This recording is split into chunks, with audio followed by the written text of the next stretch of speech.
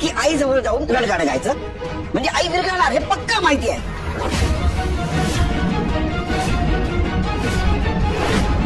नका बोलू असं तुम्ही. बाबा हा कसला चेक आहे नेमका? तुझं तरी काय वेगळं आहे रे शिवाय, ही खरंच आपली मुलं आहेत का?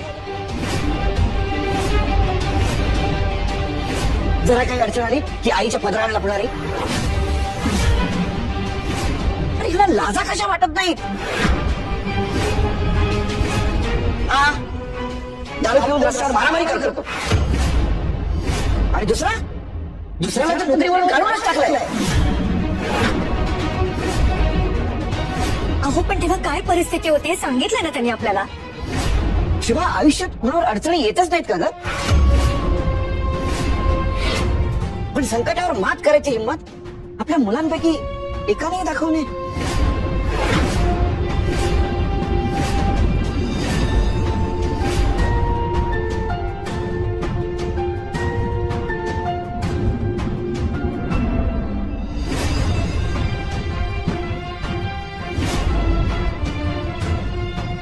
बाबा, मला नकोय तुमचे पैसे. समीर अरे अरे काय बोलतोस तू? बरोबरच बोलतोय मी. आयुष्यभर आपण आई बाबांच्या पैशावर अवलंबून राहायचंय का? आपण आपलं नको करायला का सीमा कधीच? ते त्यांचे पैसे, त्या पैशावर त्यांचा अधिकार आहे. बाबा, मला खरंच नकोय ते पैसे. घे समीर.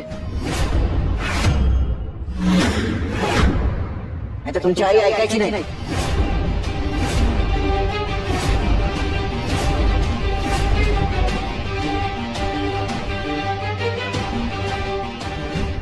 बाबा, मला खरंच नको हा चेक. आणि मी मनापासून बोलतोय. खरंच.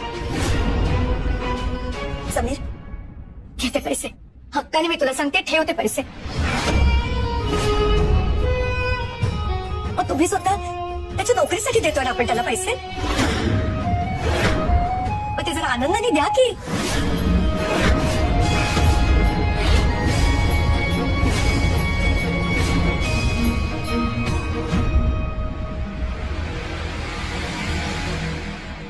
समीर, लगे. पण समीर, ही तुला मी केलेली शेवटची मदत आहे असं समजलं. कारण यानंतर तुला द्यायला माझ्याकडे काहीच नाही.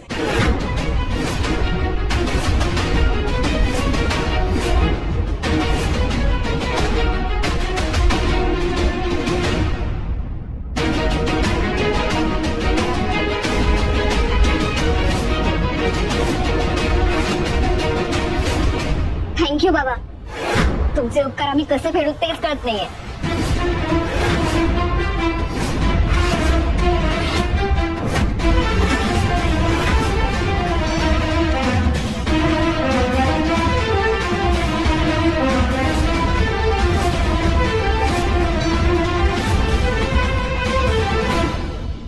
सीमा चेक परत दे.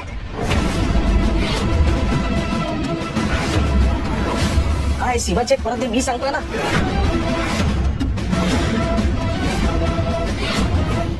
समीर अरे काहीतरीच काय बोलतोयस तू? आईने फक्त आपल्यासाठी बाबांकडे शब्द टाकला होता. अरे हे पैसे म्हणजे दोघांचेही आशीर्वाद आहेत. आणि तुझे मला परत करायला सांगतोयस? आई, असं करून मी तुमचा अपमान नाही करणार. बाबा, तुम्ही अजिबात काळजी करू नका. आता लवकरच समीरला नोकरी मिळेल आणि सगळं काही पहिल्यासारखं होईल बघा. समीर, मला ठेवते पैसे. समीर, माझ्यासाठी.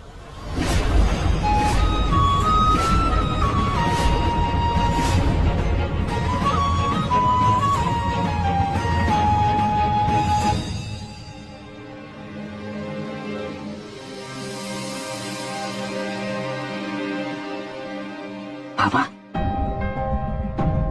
मी जे पैसे तुमच्याकडून घेतोय ना, त्यातली पै न पै तुम्हाला चुकती करेन परत.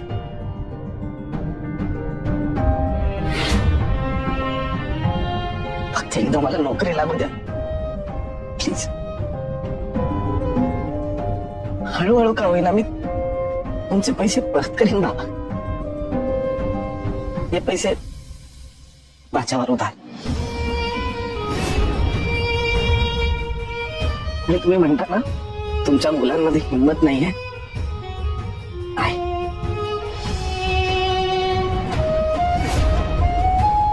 आणि मी सिद्ध करेन ते. मला एक संधी द्या ना बाबा.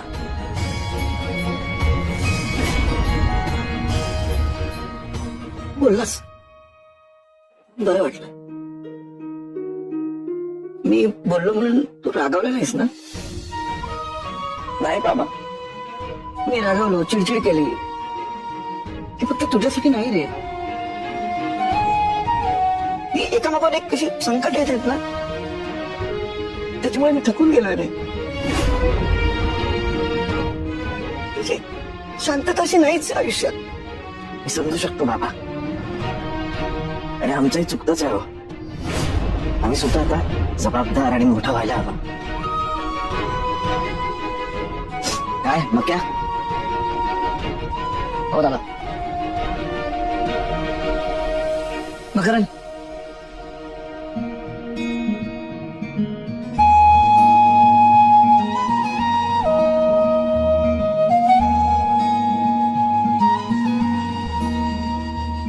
मोठे व्हा, खूप मोठे व्हा. आणि समी, मी तुला पैसे दिलेत ना, ते तुम्हाला परत नाही दिलेस तरी चालतील ना?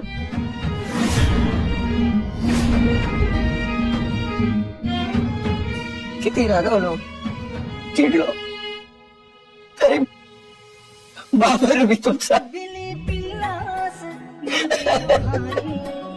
सदा स्वतःचे देऊन आई बाबा रिटायर होताई.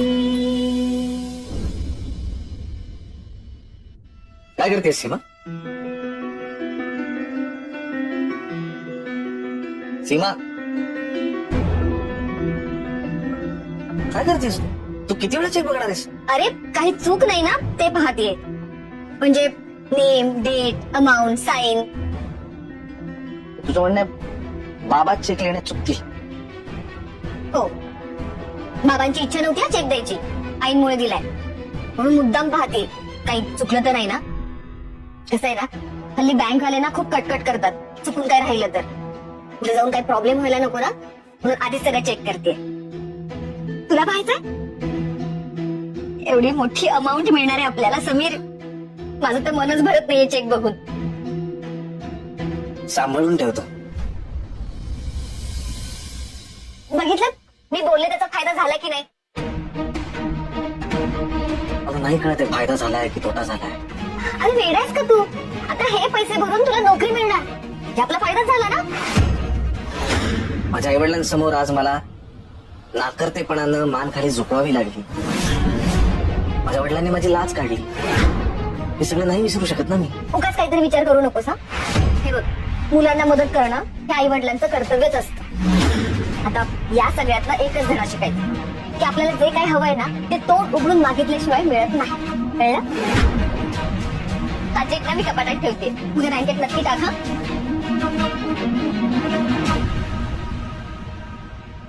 काय रे समीर, पैसे परत करतो असं बाबांना बोलायची काय गरज होती? पैसे परत करायचेत आपण. हा म्हणजे बोलायला ठीक आहे, पण शेवटी ते आई बाबा आहेत, त्यांच्याशी कसला आला हिशोब? शेवटी बाबा काय म्हणाल ते ऐकलं नाहीस का तू? की पैसे परत करायची काही गरज नाही. तू कशाला उगाच लोड घेतोय? कारण ते त्यांच्या रिटायरमेंटचे पैसे आहेत, त्या पैशावर त्यांचा अधिकार आहे. आणि काही झालं तरी आपण ते त्यांना परत करायचेच आहेत सीमा. परत ते? अरे त्यांचं काय आपलं काय एकच. नाही सीमा, त्यांचे पैसे वेगळे आणि आपले वेगळे. कुठलाच स्वाभिमानी मुलगा स्वतःच्या आई वडिलांकडून पैसे घेऊन जगत नाही ग. तुला असं वाटतंय कारण तू मुलगा म्हणून विचार करतोयस, वडील म्हणून नाही. म्हणजे आता हेच बघ ना, सानूचे आपण किती लाड करतो. तिला हवं नको काय ते सगळं बघतो, तिच्यासाठी खेळणे आणतो, पण तिच्यासाठी काही करताना आपण पैशांचा विचार करतो का? नाही ना? का? कारण ती आपली मुलगी आहे. तुला कळत नाही का? म्हणजे सानू खूप लहान आहे अजून. अरे मग तुझ्या बाबांसाठी सुद्धा तू लहानच आहेस. हे बघ, त्यांनी पैसे दिले, त्याचा उगाच गिल घेऊ नकोस. त्यांनी काही जगावेगळं केलेलं नाहीये. सीमा, या वयात त्यांनी त्यांच्या मुलाचे हट्ट पुरवावे असं मला नाही वाटत. नाही झालं तरी मी त्यांचे पैसे परत देणार म्हणजे देणार.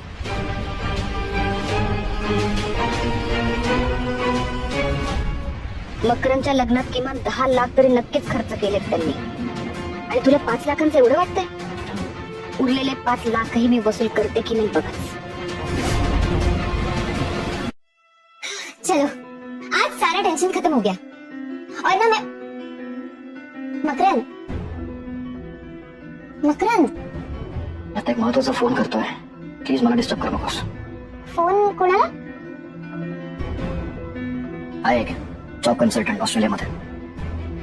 पर क्यों मकरंद? जॉब कन्सल्टंटला कशासाठी फोन करतात? जॉबसाठीच ना. तरी मूर्खासारखे प्रश्न विचारत बसू नकोस.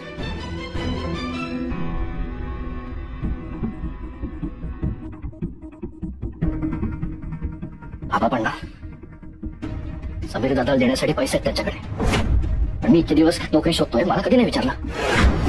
मग बाबा काय चाललंय तुझं? तुला काही मदत हवी का? थोडे पैसे हवेत का? काही स्ट्रेस आहे का? काही टेन्शन आहे का? काय काय नाही.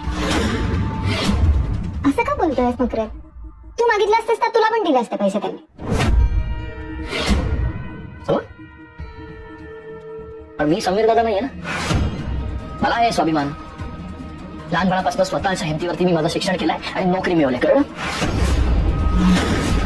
हाँ तो फिर गुस्सा क्यों कर रहे हो? कारण आता कळलं मला, इतकी वर्ष मी बाबांकडनं कधीच काही मागितलं नाही ना. चूक झाली माझी. ह्या जगात न मागणाऱ्याला कधीच काही मिळत नाही, ते कळलंय मला. मकरंद, लेकिन जॉब के लिए इतना दूर जाना जरूरी है हो क्या? आहे, कारण नाही राहायचं मला या गर्दीत. कधी आपलं उठावं तर ह्यांच्या पद्धतीने जगायचं, यांच्या प्रश्नांची सतत उत्तर देत बसायची. जीव घुसमटतो माझा इथे. कळलं? कंटाळा आला मला या सगळ्याचा. पण मला इथेच राहायचंय ना. सच? काही फोन उचलत नाहीये. काय नाही, दिवस फिरले ना हे सगळे सुलटतात. अगदी लग्नाची बायको सुद्धा.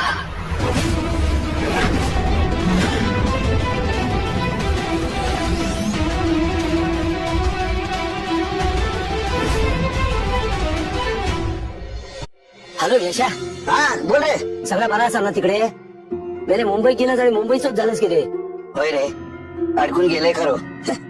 बरं किती फोन केलास? तिच्या म्हणून काय विचारतोस? मेरे शिंगू इलो आजवळ. असंच कर. हा विसरलंस? अरे कोकणातलं आपलं शिंगो. तू आणि वहिनी कधी येतास? त्या विचारूसाठी फोन केलं. कधी येतास? शिमगो शिमगो इलो? अरे इलो म्हणजे काय? तो येऊ तर होतो ना का? या बघ, माका वहिनीच्या आजची पुरणपोळी खाऊची असा, ऐकलंस? आणि तुका बरोबर घेऊन गावभर बोंबा मारत फिरूचा असा. काय रे वेळा तुझी स्वप्न तरी? अरे स्वप्न नाही तर काय बघत ना. एकटो जीव मी. पण तुका आठवता रे, लहानपणी शाळेत असताना आपण काय काय केलं? लोकांच्या अंगणातले माड्याचे झावळे चोरून देऊ, त्यांच्या मोडक्या खुर्च्या म्हणा नको, चट्या म्हणा नको, सगळ्या नेऊन होळीत टाकू आणि होळी पेटली का त्यांच्या नावाने बोलवा मारायचो. आठवतं ना सगळं? गेले किती वर्ष झाली रे. ती आहे सर हिलसच नाही शिमक्या. जमलाच नाही कधी. नोकरी होती ना रे. ए बावड्या, तुका आठवतंय का रे? त्या होळीत वाहिलेले नारळ आपण त्या काठीने काढायचो, मग ते फोडायचो, मग त्याचे तुकडे करून सगळ्यांच्या वाटायची जबाबदारी माझी असायची. हो हो हो हो हो. खोबऱ्याचो जळको गरम गरम तुकडो. अरे चव अजून जिभेवर रेंगाळता. पाणी सुटलं माहितीये तोंडात. अगरे काय सांगा तुका, तुझ्या जिभेवर रेंगाळता. मग कधी येतात खाऊ का सांग रे. नाही रे, या वर्षी काय जमेलचं वाटत नाही. काय सांगत? नाही रे, शुभा नाही येऊची. आणि पोरा पण तिकडे सोडतील असं मला वाटत नाही. आता गावतो शिंगो कधी बघेन परमेश्वरातच माहित. चल ठेवते फोन. अहो असं काय करताय? जाऊया ना आपण शिमग्याला बोरथळला. तू येशील? का नाही येणार? तुम्हाला असं वाटतं ना मला तुमची परवाच नाहीये. आपण जितकी मी मुलांची काळजी करते तितकीच मी तुमची काळजी करते. खरंच? खरंच तुम्हाला ना कळायचं नाही आबा बायकांसोबत. आम्हाला दोघांनाही सांभाळायचं असतं ना. एका बाजूने नवरा आणि दुसऱ्या बाजूने मुलं, दोघांनाही जपायचं असतं. पण म्हणतात ना, मृदुंगाला दोन्हीकडून थापा. चल काहीतरी काय. नाही तर काय, तुम्ही तुमच्या मनाविरुद्ध फक्त माझ्यासाठी, मी सांगितलं म्हणून समीरला 5 लाख रुपये काढून दिले. मी तुमच्यासाठी एवढं नाही करणार. शुभा ए यशा. अहो अरे हॅलो भाऊ, बोल माझ्याशी बोल बरे. आमच्यात गुलुगुलू काय करतात? कधी येतात तर सांग बरे. अरे येतलो यशवंत किल्लेदार आपल्या बायलेवांना मोरचळा घेतलो. या वर्षी तो शिमगो जोरदार होतलो. काय बोलतोस काय? अरे मग मी तयारी लागलं. हो तयारी लाग. तर ठेवतोय.